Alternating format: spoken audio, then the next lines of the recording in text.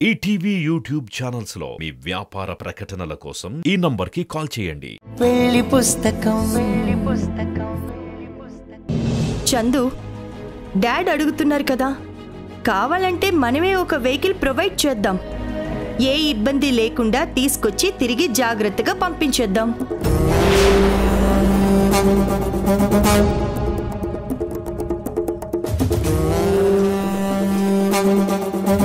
ఏంటి చందు, అలా సైలెంట్ గా ఉన్నావు? ఏమైంది?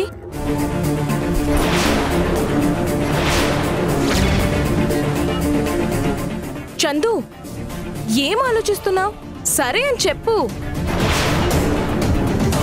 మన వల్ల సాయం పొందిన వాళ్ళు నీ గురించి చెప్పినప్పుడే కదా నువ్వేంటో నీ గొప్పతనం ఏంటో అందరికీ తెలుస్తుంది. అదే నా భయం.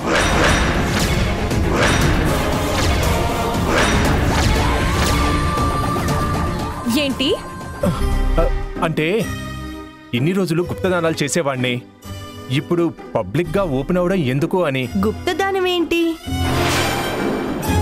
డబ్బులు డైరెక్ట్ గా హాస్పిటల్ కి తీసుకువెళ్ళావు.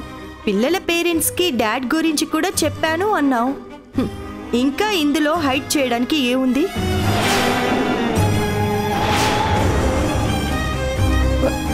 చందు, నువ్వు ఇలా సైలెంట్ గా ఉండే కొద్దీ రకరకాల డౌట్స్ వస్తాయి. సరే అని చెప్పు. సరేనండి, నేను వాళ్ళతో మాట్లాడి ఇంటికొచ్చే ఏర్పాట్లు చేస్తాను.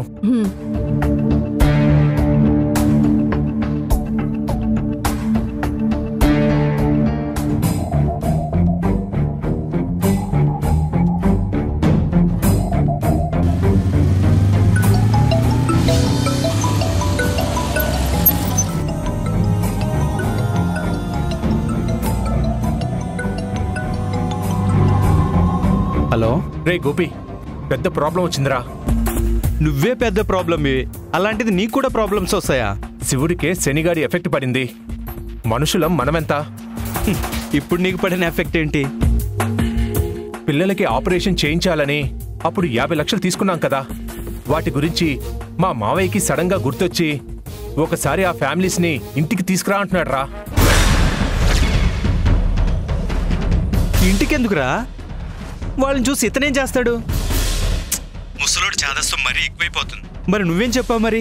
సరేనండి అని వినమ్రుడిగా చెప్పడం తప్ప నాకు వేరే ఆప్షన్ లేదురా.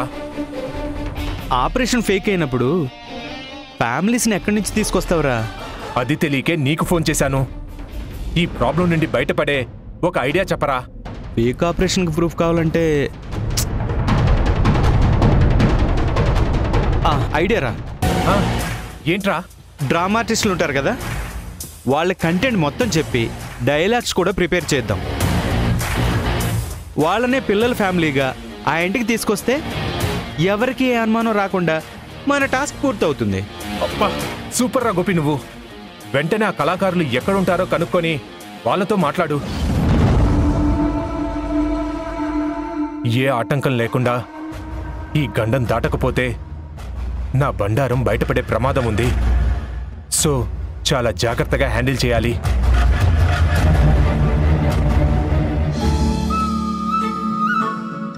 ఇంట్లో అందరికీ నా మీద మంచి అభిప్రాయం టన్నులు టన్నులుగా పెరుగుతోంది. సింపతినే కొంచెం తగ్గుతుందనిపిస్తుంది. ఈ సింపతి సెంటిమెంట్ డోస్ కొంచెం పెంచితేనైనా సిద్ధు నా దారిలోకి వస్తాడేమో చూడాలి.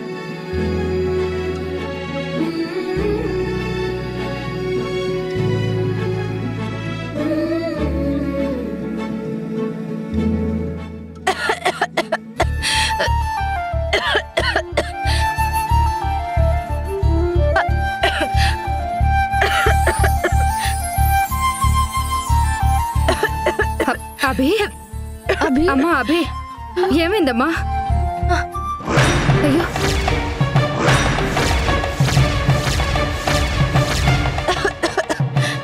అయ్యో, ముక్కులో నుంచి రక్తం వస్తుంది. సాక్షి, నాకు భయంగా ఉందమ్మా. ఆంటీ, మీరు అభి పక్కనే ఉండండి, నేను టాబ్లెట్ తీసుకొస్తాను.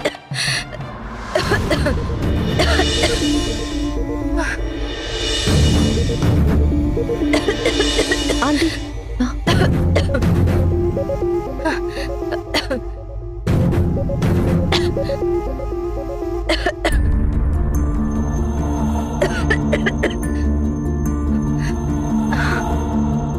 అభి టాబ్లెట్ వేసుకో. ఊపిరి ప్రాబ్లంగా ఉంటే డాక్టర్ గారు ఈ టాబ్లెట్ వేసుకోమన్నారు. దగ్గు కూడా కంట్రోల్ అవుతుంది. నా మాట విను, వేసుకో. చాలు సాక్షి. చిరిగిపోయిన గాలిపటానికి ఎన్ని దారాలు కట్టినా అది ఎగరలేదు. ఈ మందులు కూడా నన్ను బ్రతికించలేవు. చాలు, ఇక ఆపుతావా? ఈ టాబ్లెట్ వేసుకోకపోతే నేను నీతో మాట్లాడను.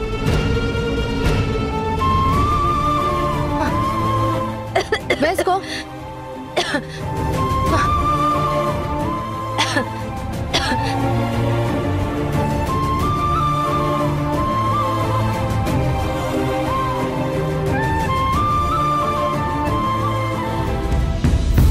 అభి, సాక్షికి కడుపని తెలిసిన రోజు నుండి వద్దని చెప్తున్నా అన్ని పనులు నువ్వే చేస్తున్నావు.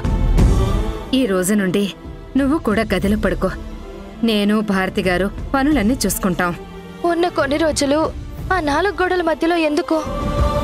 మీ అందరితో పాటు ఉండనివ్వు. అది కాదమ్మా, నీ పరిస్థితి చూస్తుంటే నాకు చాలా భయంగా ఉంది. అందుకే రెస్ట్ తీసుకుంటే మంచిదని. రెస్ట్ ఇన్ పీస్ అయిపోయే నాకు ప్రత్యేకించి రెస్ట్ ఎందుకమ్మా? నా ఆయుష్ ఎంతో కాలం లేదని అప్పుడప్పుడు గుర్తు చేయడానికే ఇలా దగ్గొస్తూ ఉంటుంది. ఇది ఊపిరితో పాటే ఆగుతుంది. ప్లీజ్ అభి, నీకు దండం పెడతాను. ఇలాంటి మాటలు చెప్పొద్దు. నేను వినలేకపోతున్నాను. నేను చెప్పేది నిజమే కదా సాక్షి. ఎప్పుడెప్పుడు చచ్చిపోతానా, నీ ప్రాణంలో కలిసి బిడ్డగా పుడతానా అని ఎంత ఆతృతగా ఉందో తెలుసా? కేవలం ఆ ఆశ కోసమే, చావు కోసం సంతోషంగా ఎదురు చూస్తున్నాను.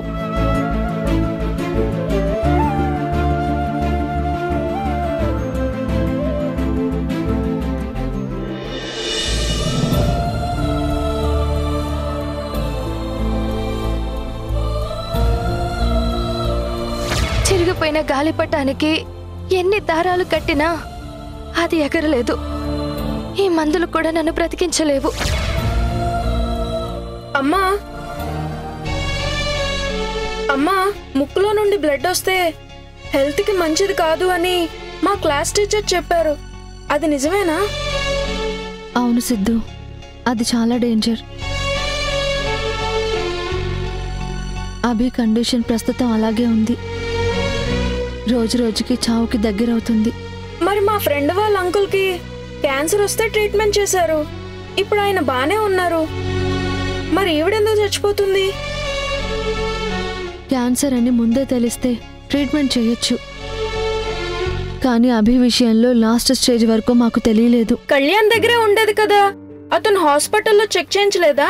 లేదు సిద్ధు, అభిని మీ నుండి దూరం చేసిన తర్వాత నువ్వు పప్పా చూపించినంత ప్రేమ కళ్యాణ్ చూపించలేదు.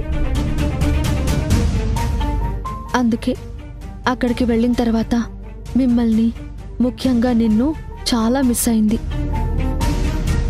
తను బతికేది కొద్ది రోజులే అని తెలిసిన తర్వాత మీ మమ్మకు గుర్తొచ్చింది నువ్వు మీ పప్పానే. మీరు వెళ్ళేస్తారు, కోపడతారు అని తెలిసి కూడా ఈ ఇంటికొచ్చింది కేవలం మీ మీద ప్రేమతోనే. చచ్చిపోవటం అంటే దూరంగా వెళ్ళిపోవటమే కదమ్మా. అవును సిద్ధు, అభి మన మధ్య ఉండేది కొన్ని రోజులే. దూరమైన తర్వాత మనకెంత జాలి పుట్టినా, క్షమించాలనుకున్నా ప్రయోజనమేమీ ఉండదు. చనిపోయే ముందు అభి నువ్వు మారాలి, తనతో మాట్లాడాలని కోరుకుంది సిద్ధు. అభి మీద ఇప్పటికైనా నువ్వు జాలి చూపించు. డెవిల్ అంటే కోపం వస్తుంది కానీ జాలెందుకు వస్తుందమ్మా? ఎప్పుడైతే నన్ను పప్పాని వదిలి వెళ్ళిపోయిందో అప్పుడే మా మమ్మ చచ్చిపోయింది. తిరిగి వస్తుందని, ఫోన్ చేస్తుందని నేను చాలా వెయిట్ చేశాను, కానీ చేయలేదు. ఆ రోజే మా అమ్మ నా లైఫ్లో నుండి, పప్పా లైఫ్లో నుండి దూరంగా వెళ్ళిపోయింది. తిరిగి మన ఇంటికి వస్తే మీరంతా మాట్లాడండి, జాలిపడండి, బట్ నేను కేర్ చేయను. సిద్ధు,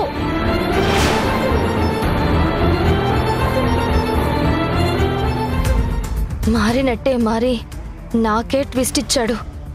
సింపతి కోసం ఎన్ని నాటకాలాడినా సిద్ధు మనసు మారడం లేదు. ఇక నుండి నా ప్రతి మాట ప్రతి అడుగు సిద్ధుని ఇంప్రెస్ చేసేలా ఉండాలి.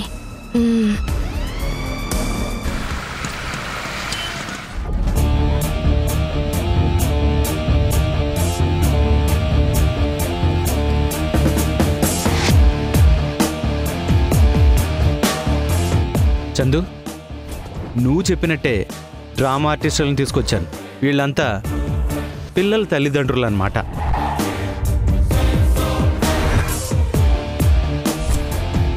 వీళ్ళకి మ్యాటర్ తెలుసా, లేదంటే మొత్తం ఎక్స్ప్లెయిన్ చేయాలా నేను? లేదురా, ఆల్రెడీ ట్రైన్ చేశాను. అవును చందు గారు, మీ మిత్రుడు గోపి పరిపూర్ణంగా వివరించారు. మీరు యాక్షన్ అని చెప్పిన వెంటనే పాత్రలో పరకాయ ప్రవేశం చేస్తాం. పొర్రకాయ కాదు, మీరు ఇలా గ్రాంధికంలో మాట్లాడితే డ్రామా ఆర్టిస్టులని తెలిసిపోతుంది.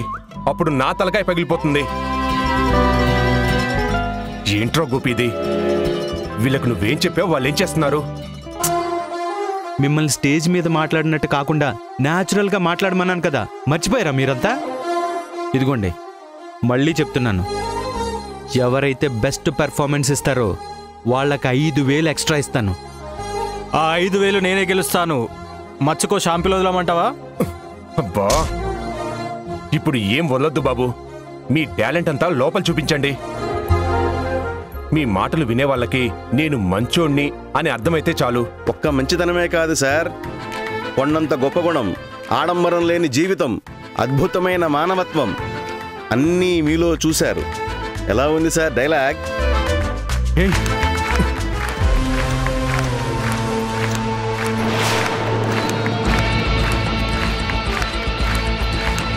సైలెన్స్ సైలెన్స్ సైలెన్స్ రా, ఆపండి. సైలెన్స్ అయ్యా.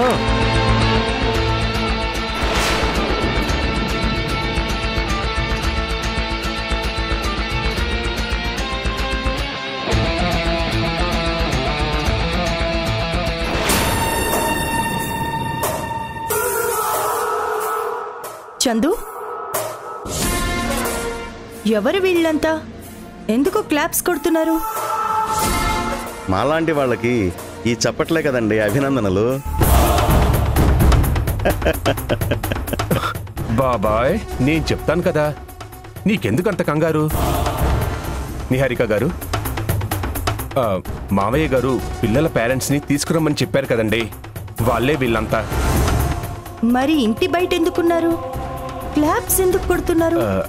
మావయ్య గారి గొప్పతనం గురించి చెప్తుంటే ఆ ఆనందంలో ఇలా క్లాప్స్ కొట్టి అభినందిస్తున్నారు. అవును మేడం, మాకు సహాయం చేసిన దేవుడు లోపలే ఉన్నారా? ఉన్నారు, లోపలికి రండి.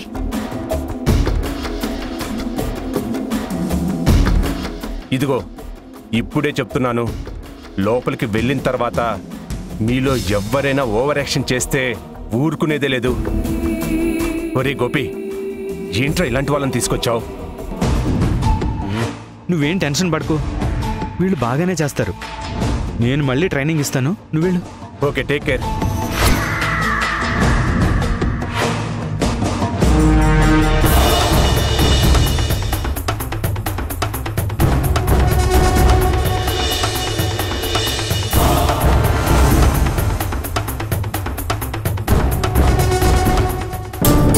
అవును డాడ్. మావయ్య, మీరడిగినట్టే వాళ్ళందరినీ తీసుకొచ్చాను. వీళ్ళ పిల్లలకే ఆపరేషన్ జరిగింది. మా మావయ్య గారు హరిప్రసాద్ గారు. నమస్కారం అయ్యా. నమస్కారం. మీ పిల్లలు ఎలా ఉన్నారు? దేవుళ్ళలాంటి మీరు సహాయం చేసిన తర్వాత పిల్లల సంతోషానికి ఏ లోటు లేదు సార్. ఆ రోజు మీరు డబ్బులు ఇవ్వకపోతే మేమంతా జీవితాంతం ఏడుస్తూ ఉండేవాళ్ళం. మా బ్రతుకుల్లో చిరునవ్వు నింపింది మీరే. అదే ఉంది, అంతా మా అల్లుడు చెప్పబట్టే సాయం చేశాను. మీ అల్లుడు గారి గురించి ఎంత చెప్పినా తక్కువే. మీ కళ్ళ ముందు మేం కనిపిస్తున్నాం, కానీ మాలాంటి కొన్ని వందల కుటుంబాల సంతోషానికి మీ అల్లుడు గారే కారణమయ్యారు. నా గురించి ఇప్పుడెందుకు? మా మావయ్య గారు మీతో మాట్లాడాలని పిలిచారు, మాట్లాడండి. మీరే లేకపోతే మీ మావయ్య గారు ఎలా తెలుస్తారు సార్? తల్లిదండ్రులుగా మేం మా బిడ్డలకి ప్రాణం పోస్తే చందు గారు వాళ్ళకి పునర్జన్మ ఇచ్చారు.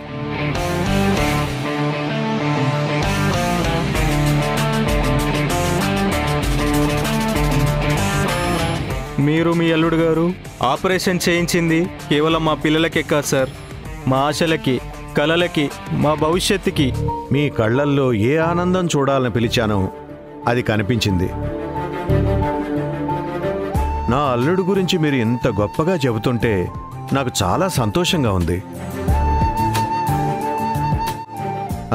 చూడండి, మీకు ఎప్పుడు ఏ సాయం కావాలన్నా ఈ ఇంటిని మా కుటుంబాన్ని మర్చిపోకండి.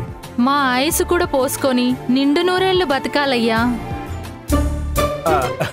గోపి, అందరినీ తీసుకెళ్ళు. సరే, పదండి పదండి పదండి.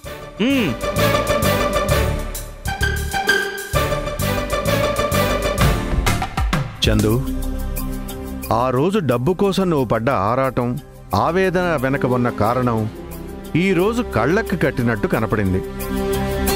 వాళ్ళ మాటలు వింటుంటే నాకు చాలా సంతోషంగా అనిపించింది. దానికి కారణం నేను కాదు, మీరు మా వదిన గారు. మీరు సొంత డబ్బిచ్చి ఆపరేషన్లు ఆగకుండా చేయడం వల్లే ఇదంతా సాధ్యమైంది మావయ్య. డబ్బు ఇవ్వడం, సహాయం చేయడం కన్నా అర్హులకి దానం అందేలా చూడటమే నా దృష్టిలో గొప్ప.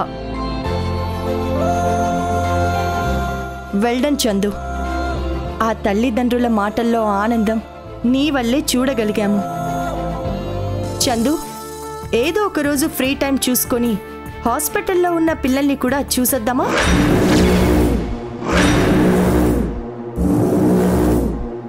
పర్లేదు వదిన గారు, మీరెందుకు, నేను వెళ్ళి చూసొస్తాను. వాళ్ళు కంప్లీట్గా రికవర్ అయిన తర్వాత ఇంటికి తీసుకొస్తాను. ఈలోపు ఏదైనా అవసరం ఉంటే మీకే కాల్ చేస్తాను. Okay Chandu.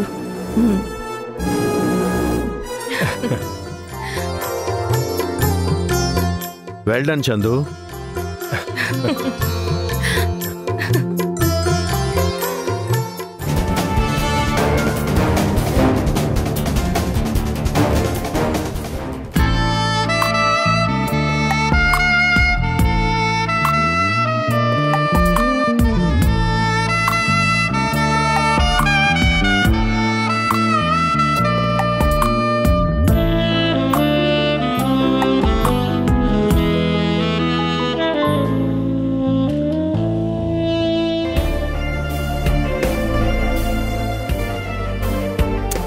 I love you Chandu. అందరితో పాటు అక్క, డాడ్ కూడా నిన్ను పొగుడుతుంటే నాకు చాలా హ్యాపీగా ఉంది. నీకు ఆ పొగడ్తలు వినిపించాయి, కానీ నాకెందుకో టెస్ట్ చేసినట్టు అనిపించింది తను. టెస్ట్ ఏంటి చందు? అంటే పేరెంట్స్ని చూసింది సరిపోదన్నట్టు హాస్పిటల్ కూడా వస్తాను అనడం ఎందుకు? మీ అక్కకి నా మీద, నా క్యారెక్టర్ మీద ఏమైనా అనుమానంగా ఉందా అని నాకు డౌట్ వస్తుంది.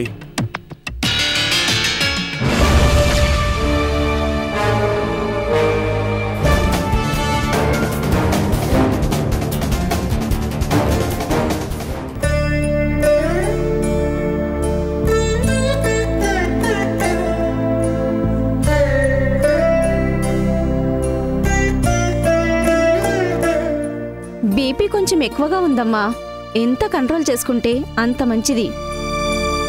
తను తినే కర్రీలో సాల్ట్ అండ్ మసాలా తగ్గించండి. ఆల్రెడీ తగ్గించాం డాక్టర్. నేను మీకు డైట్ చార్ట్ ఇస్తాను.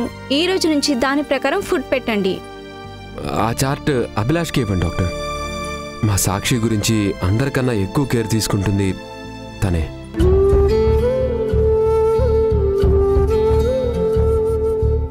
ఈ లిస్ట్ ఫాలో అవ్వండి, సరిపోతుంది. Okay, sure doctor. Baby health ఎలా ఉందో మీరు చెప్పలేదు. లాస్ట్ టైము కొన్ని బ్లడ్ టెస్టులు, స్కానింగ్ చేయించమన్నాను. ఆ రిపోర్ట్స్ వచ్చాయా? యా డాక్టర్, ఇక్కడే ఉన్నాయి. ఒక్క నిమిషం.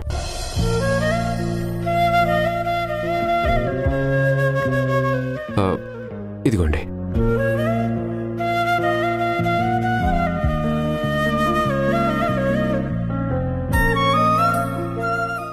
సిద్ధాంతి గారు కడుపులో బిడ్డకి గండం ఉందని చెప్పారు. రిపోర్ట్ చూస్తున్న డాక్టర్ బేబీకి ఏదైనా ప్రాబ్లం ఉందని చెప్తే సాక్షి టెన్షన్ పెట్టుకుంటుంది. అందుకే ఆ మాట చెప్పకూడదు. బేబీ హెల్త్ బాగానే ఉంది. సాక్షి, నువ్వు చాలా కేర్ఫుల్గా ఉండాలి. లేదంటే డెలివరీ టైంలో చాలా రిస్క్ అవుతుంది. అబార్షన్ అయ్యే ప్రమాదం కూడా ఉంది.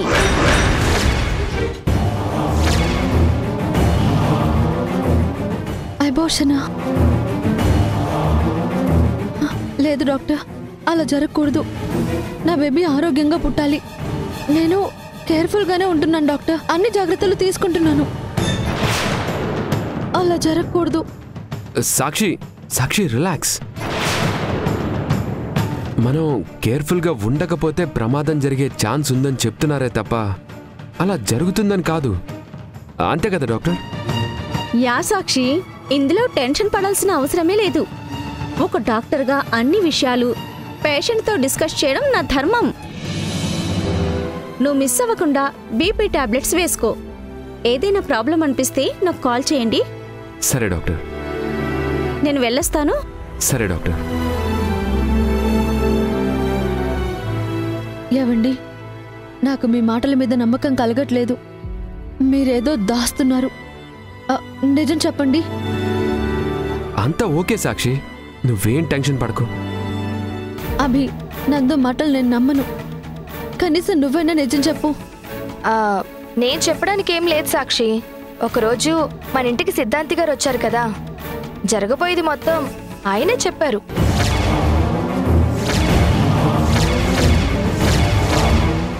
సిద్ధాంతి గారా?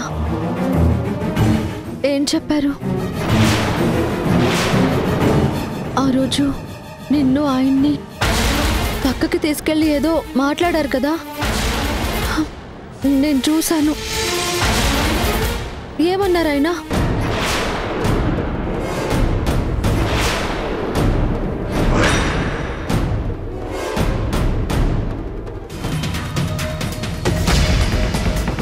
నువ్వు నేచర్ని ఎంజాయ్ చేయి, నేను నీ డెత్ని ఎంజాయ్ చేస్తా.